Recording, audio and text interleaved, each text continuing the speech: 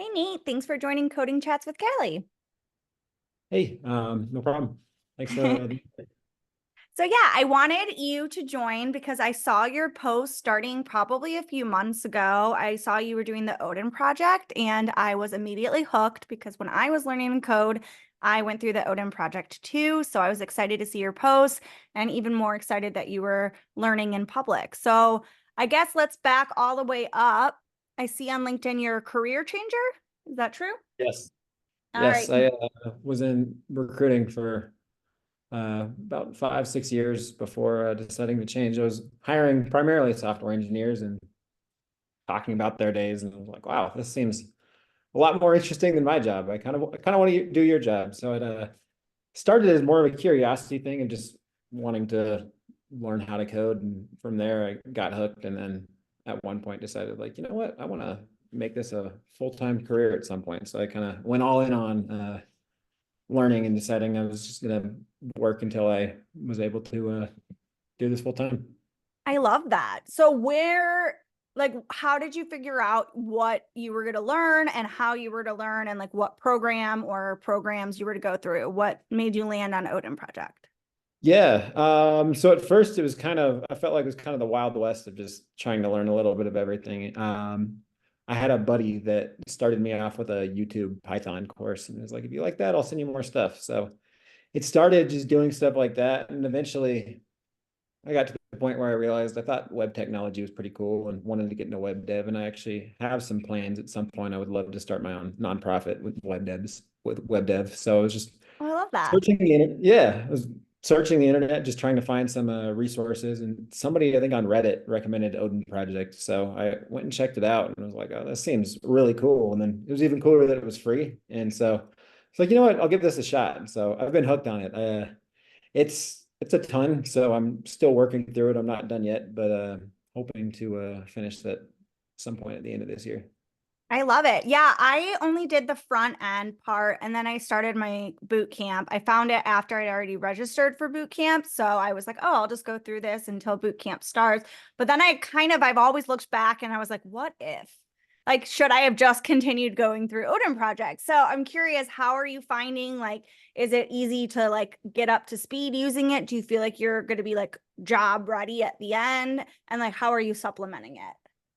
Yeah, those are great questions. I guess to start with supplementing, I am working on an undergrad right now in computer science, so I'm trying to get like the full spectrum. I feel like my undergrad is I've had a few programming classes, but it's a lot of like computer science theory, a lot of like computer architecture, operating systems, math, things like that. So I feel like that's kind of giving me some of the background as to the whys and to just become a little bit more knowledgeable in things like security and networking. And then Yeah, for actually sure. getting non-programming experience I'm getting to do with the Odin project. Um, you'll have to forgive me. What was the first part of that question? Like I guess how are you finding the Odin Project and like do you feel like between computer science degree and Odin Project, do you feel like you're going to be job ready or like why no boot camp?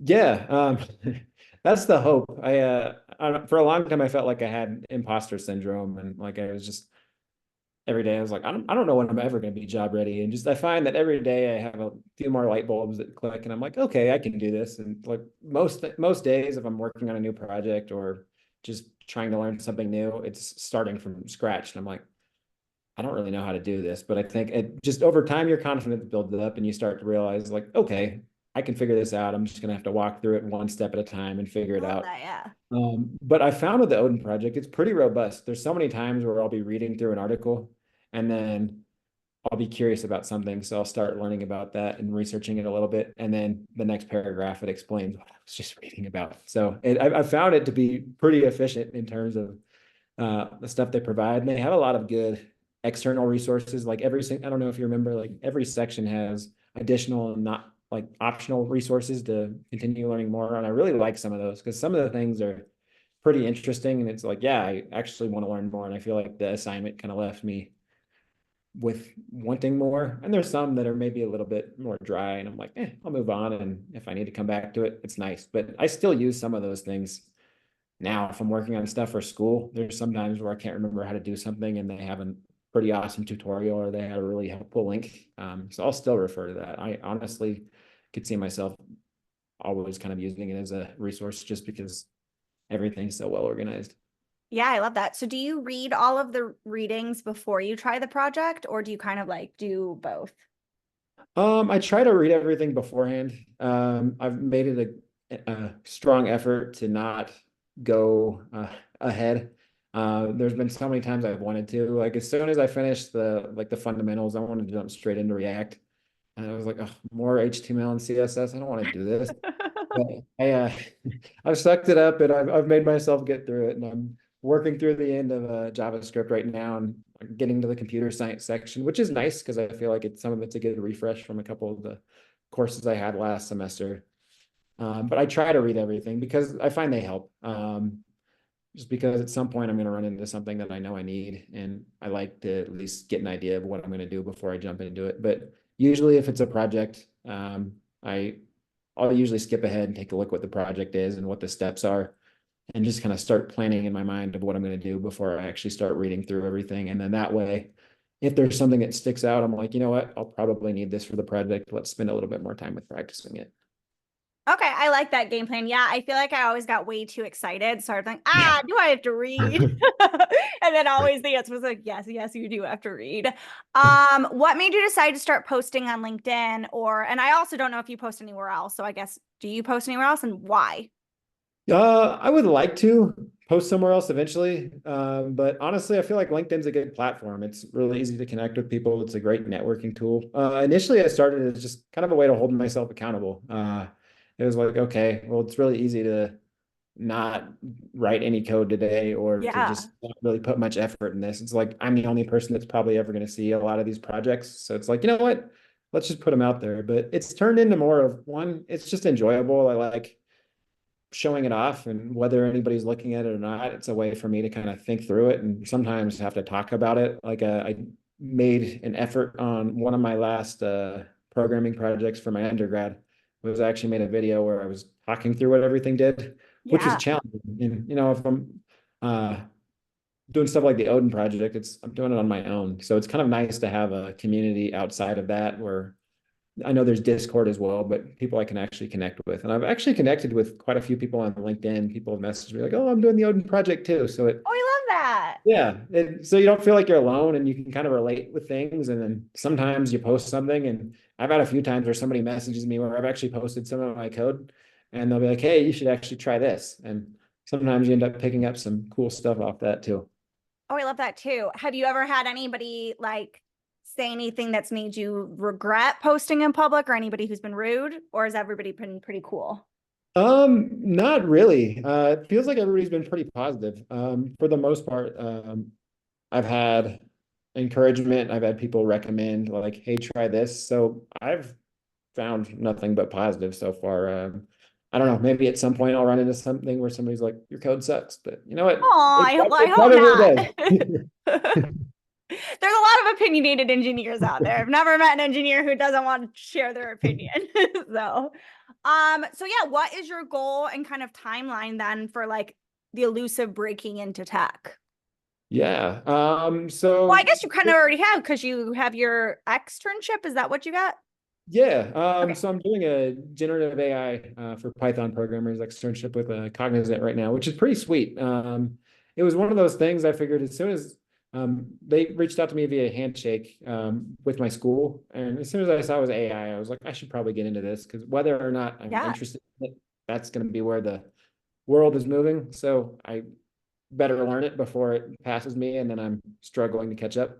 But as far as plans, I feel like just in the last month or so is really where I've kind of started to feel like, okay, I think I'm ready to start at least putting my feelers out there. So I've been applying to jobs. I've been spending a little bit more time on Elite Code every day just to make sure that if I get put into a technical interview, I can at least somewhat not embarrass myself and feel confident walking through solutions. But I'm still keeping my options open at this point. Like I'd love to get into software engineering, but if it means I got to get working somewhere else in tech, I'm totally cool with that too. Like I'd love to just do something technical, something challenging, and kind of get my chops in that aspect. And then from there, kind of see what I enjoy and maybe start learning things from a little bit more of like a corporate standpoint and from like just more enterprise versus stuff I'm doing right now is school related projects and trying to contribute to a little bit of open source and really just doing small scale stuff. But I'm hoping at the end of the year, I really want to build my first website and then try and get my nonprofit off the ground, but also got to pay the bills. So got to start looking for something that offers a salary too. Yeah, fair. I want to hear more about this nonprofit. What's the idea? What are you going to do if you want to share? Yeah, so big time animal lover. I would Okay. love to build websites for animal sanctuaries and animal shelters. There's a lot out there that either don't have one or they do, but it's really, really bad. And I figure a lot of these people are people that care for animals and probably don't have much of a technical background, or they don't have the money to pay a developer, or they want to expand from using something like Wix. And so I'd love to find companies that I think are, or find sanctuaries and places that I think are great and could use help, and maybe help them get a little bit more traffic and be able to help tell their story and put some Yeah. stuff together for them. Oh my gosh, I love that. Well, I also think that what's cool about that is you can definitely recruit a lot of other junior developers because there's so many people out there that want experience on, a more professional project. So I'm sure you'd have tons of volunteers. That's a good idea. I actually didn't really think about that. I figured at some point it would probably get to the point where I would need help, and I guess that's the perfect place to go. People that are young and hungry and want to contribute and help out, but maybe haven't gotten the opportunity yet. And I guess in a way that could even not only help out, animal sanctuaries, but also help out young engineers, and especially like coming from a place where I am, where it's like, hey, I'm trying to break in right now too. I would love opportunities to try and do stuff like that. So I like that. I never even really thought about that. Well, if you need any help too finding mentors, to let me know because I feel like there's a lot of, and I'm sure you have a lot of mentors on LinkedIn seeing your posts, but I found that the LinkedIn community of software engineers is like so helpful and like everyone wants to volunteer. So yeah, I mean, I don't know, this is not my thing, but I'm already inserting myself. I feel like you could definitely have like junior devs building different websites for the sanctuaries. Then you could also have maybe more senior engineers doing like code reviews and like mentoring and stuff like that. And everybody kind of volunteering their time for the animals. Well, I love that. If it could turn into something like that, that would be amazing. So So yeah, so tell me more about your internship. What are you doing? How did you find it? And how long does it go for? yeah, so it's 2 months long. So just basically the summer months or the hot months.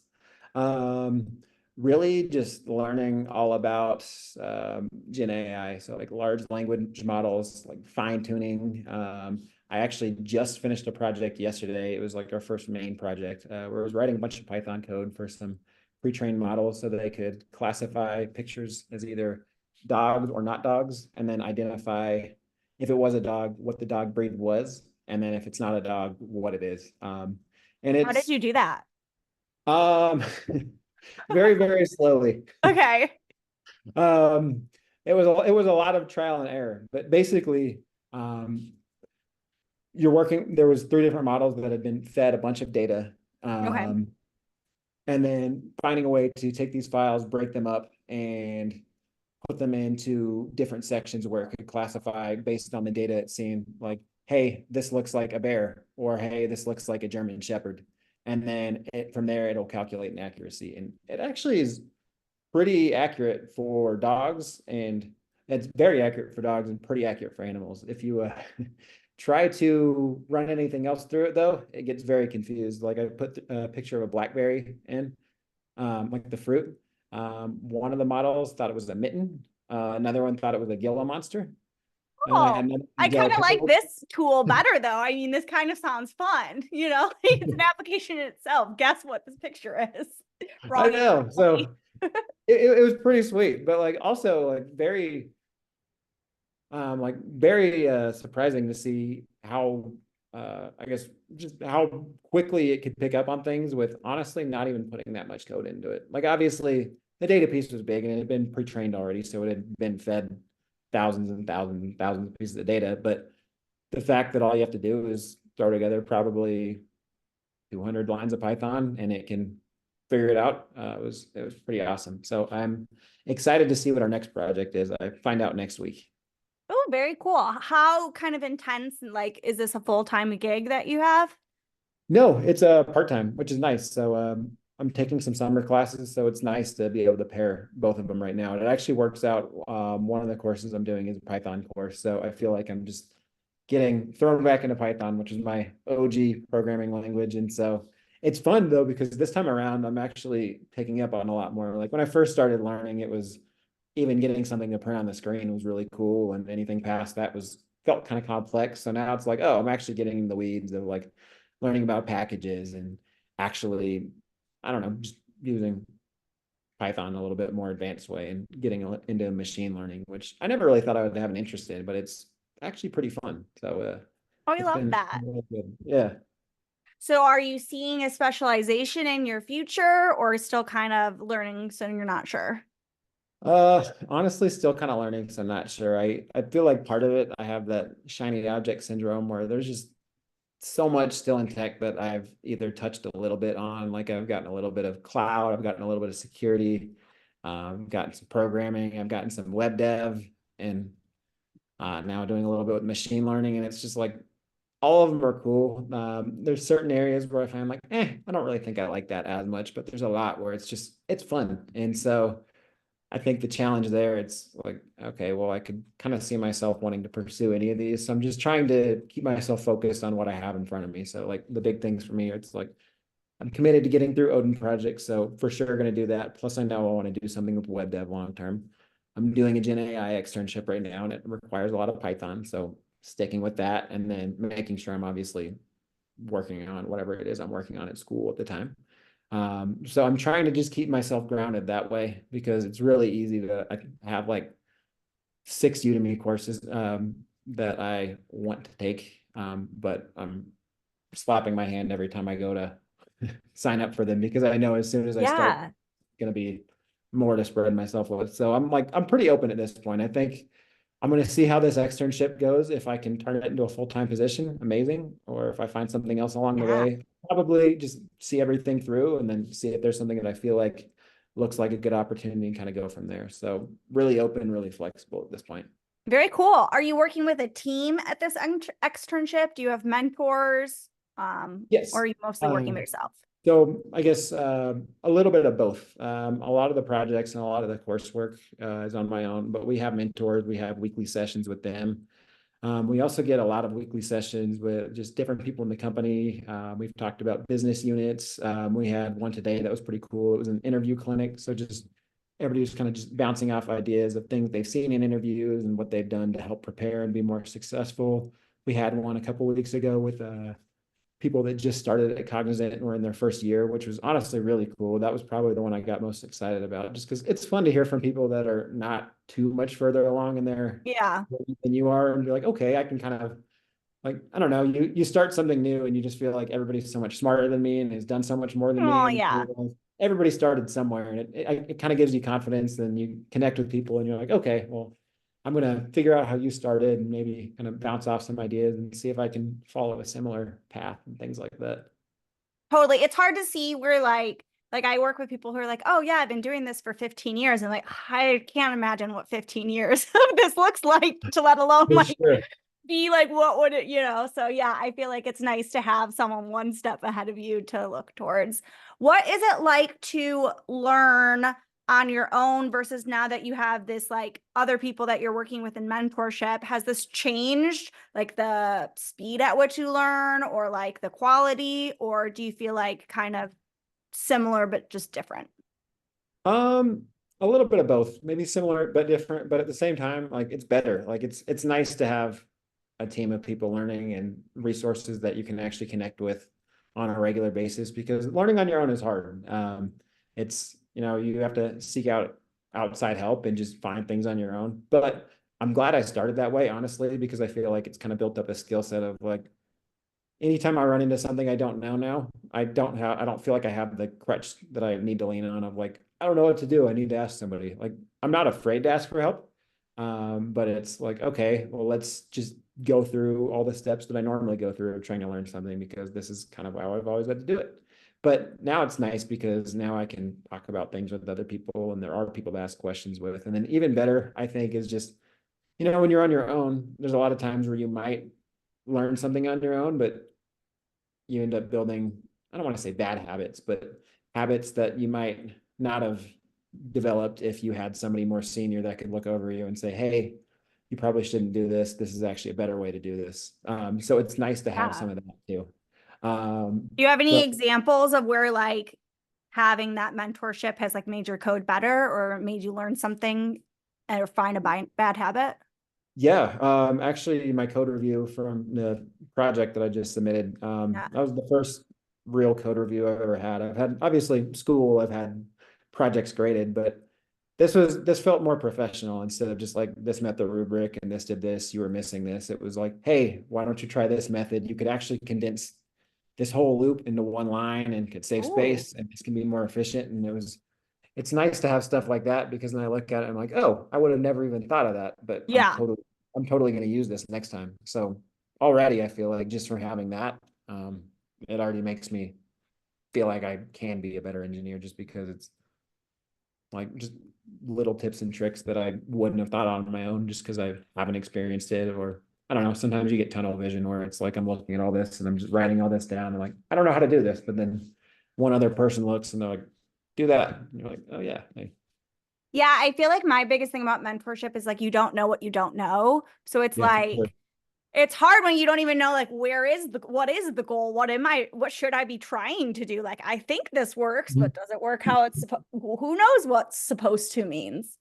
So now that you've kind of had advice from someone who's like a year ahead of you, what would you give someone who's like a year behind you in the journey in terms of advice? Honestly, just be patient. I think it's really easy, especially when you first start out. Like, there's just so much to learn. And I mean, even just learning a programming language, in general is difficult, but that's just the tip of the iceberg. There's so much more beyond that, and then you can continuously get better at that. Just thinking of ways to problem solve. And if you look at it all like that, it's really overwhelming. And if you I think it'll look at things from a day-to-day perspective. You're like, oh, I'm not getting better. Like I feel like when I first started coding, every single day I was Googling syntax because I couldn't remember even how to, I felt like I couldn't even 100%. remember anymore. It's like I just spent 6 hours yesterday. How can I not remember any of this? But Yeah. Yeah. then you just start to realize over time, like if I were to compare myself to today from yesterday, I'd be like, oh, I haven't gotten any better. But then I look at comparing myself from today to where I was a year ago, and it's Oh, like, I oh, love it's that. Yeah. night and day. So I think just being patient is the biggest thing and realizing like things are going to take time. Everybody's different. You might have a teammate, classmate, somebody that is just hasn't isn't natural with this, or they've been into it for years. Maybe they were building software projects when they were in middle school and high school. And there's just people are at all different levels and have different learning capabilities. So I think making sure that you're not looking at somebody else's journey and just being patient with yourself and being consistent. I think if you can be patient and be consistent, at some point, good things are going to happen. Okay, I love that. So personal, not a personal question, but a question selfishly for me is should I get my computer science degree? What are the benefits or no? That's a good question. So far I've had a very positive experience. I like it. Honestly, I had a bachelor's degree already in communication. I don't know, there was always part of me that was always disappointed I didn't get a STEM degree. I felt like I loved math and science when I was in high school, and I was just Mm-hmm. disappointed that I didn't go that route. Um, Coming from talent acquisition, it definitely doesn't hurt. I've worked at companies where it's a hard requirement. You have to have a degree. Yeah, Um, Microsoft was like, don't you dare apply. Get out of here. yeah, I was like, okay, thank you, I Microsoft. won't. I won't name names, but I've been at places where it's like, I want Ivy League people, and I'm like, I don't know why you hired me because I didn't go to an Ivy League school. Yeah. It definitely, I think if anything else, I actually had I had a friend who was a software development manager, and she'd recommended, she's like, honestly, it doesn't even really matter where you go. You go to an accredited school, they're going to have a good program, and that's Okay. going to be able to break down the barrier for you in a lot of places. So I figured, you know what, this isn't going to hurt me. So I give it 2 thumbs up. I've had a really good experience. If you feel like you can do it without it, I think it's totally doable, but I don't think it can do anything but help. Yeah, I feel like there's just sometimes there's just like gaps in my knowledge where like I'll be working on something and like I feel like everyone else in the room will be like, oh, that's obviously that's a whatever term. And I'm like, I've never heard that term in my life. Am I supposed to know what that is? And I feel like I look it up and then I'm like, it seems like that would be in a computer science class. That Yeah, go ahead. oh no, go ahead. I was just gonna. Oh, I I was was, going to ask, so I know that there is like this one computer science university, and I think it might be yours where like you can kind of like go at your own pace. Is yeah, that the program you're in? And what do you think about it? it is. And I've had a really good experience. There's a because it is online. I've had a couple of classes where I felt like the resources were a little bit lacking. Okay. Which, again, that just goes with the whole self-learning route of like you're just gonna have to put in some more effort on your own, which for me was fine because I'd already been doing stuff like Odin Project. So I was like, okay, I'll just treat it like that. But honestly, I've really enjoyed it. That was one of the selling points for me. I probably talked to like 7 or 8 different schools and had a couple others I was considering, but I think the biggest selling points for me was one, I looked at their curriculum and there was a lot of cool classes and I felt like it was a pretty wide breadth. So I was like, this is what I would like to have. Is I would like to have a good base of everything and then kind of eventually specialize in something and pivot to, or maybe not, maybe just always be kind of a generalist. But the other thing was the flexibility piece. At the time when I enrolled, I was still working in talent acquisition. So having something where I could be a little bit more flexible on maybe having multiple lecture times and not having a set due date on a certain day was really ideal because I'd done the whole school run around before and know how demanding it can be sometimes. And that's not to say this isn't demanding because there's days where I'm super stressed and I've had days where I'm like, why didn't I just stay in my career? But Although, don't you think you would be like, you'd kill it at tech recruiting now, especially like knowing everything that you'd be asking software engineers about, right? honestly, I think it would definitely help. There was so many things where I mean, at first, like I'd look into something and be like, "Do you know Java?" Like, I don't really know how to ask any more questions from there. They'd be like, Yeah. "Yeah, like, I believe you because I Oh don't my know how gosh, to have go you done further." the thing where you ask someone about Java and mix up Java and JavaScript? Early on, yes, 100%. There was somebody on LinkedIn, and so when I'd be doing my sourcing, you'd search for keywords and you'd come across people's profiles. And there was a guy that apparently got a bunch of messages for Java positions, or maybe it was the other way around. But he had a big headline on his summary that said, "Hey recruiters, Java and JavaScript are two different things." And me and all my coworkers came across and we all thought it was the funniest thing because everybody at some point in time was looking for one of those two things and Yeah, he yeah, was in yeah. the area and it popped up. So yes, definitely mixed it up early on. But it's funny actually because one of the positions I used to hire for, we used to have a bunch of tech screening questions. And at Hmm. first, like, I knew the answers to all the questions because like I had the answers in front of Yeah. me, but I never actually knew anything about it. And my proudest moment was after I'd finished one of my classes and I was like, I can officially answer every single one of these questions if like and actually Yes. understand them. So yes, if I were to get back into tech recruiting, I feel like I could definitely probably build a little bit more rapport with people just because I could talk the talk and walk the walk. But I think I could also probably weed some people out a little bit more too, just on certain things or identify things where it's like, hey, this is actually even better than I thought. But I don't think I'm gonna go back that route. This has been too much fun, and I'm not even getting paid for it yet. So like Well, just wait. I was just telling a coworker today, I feel guilt every single day that I get paid to like have fun and learn all day. And I'm like, this just shouldn't, this isn't fair. Like, why is this like my life that I just like, I'll look at the clock and I'm like, ah, crap, I gotta stop working, work-life balance, you know? So yeah, just wait. It'll be a fun moment. I'm excited because it is already fun, and there's days where I just get hooked. Like I was working on that project last week, and it was like, all right, I'm gonna go to bed in 15 minutes, and all of a sudden 2 hours has gone by. It's like, okay, now I actually need to go to bed, but like this is fun. It doesn't feel like it's pressure or anything like that. It's just doing it because I want to, and it's enjoyable. So yeah, I Well, can't I wait. think you're going to be very successful. I feel like I love that you lead with curiosity. I think that's something that great software engineers do. I love that you're comfortable being uncomfortable in the learning process and confident that you'll figure it out. And the fact that you just enjoy it, I think you're going to have a really successful career ahead of you. Thank you. I appreciate that. I sure hope so. Well, I'm excited to see it all come to fruition.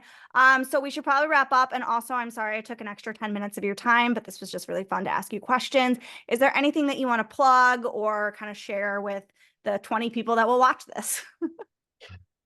I don't think so. Just for anybody that's where I'm at, anybody that's starting before, or anybody that's, I guess, just ahead of me, just keep going, keep working hard. This is not an easy field, especially if you're coming from like a career change. There's days where you're probably going to be like, I already had a career. Why am I doing this? But just keep working. It's super fun. It already feels rewarding. Yeah.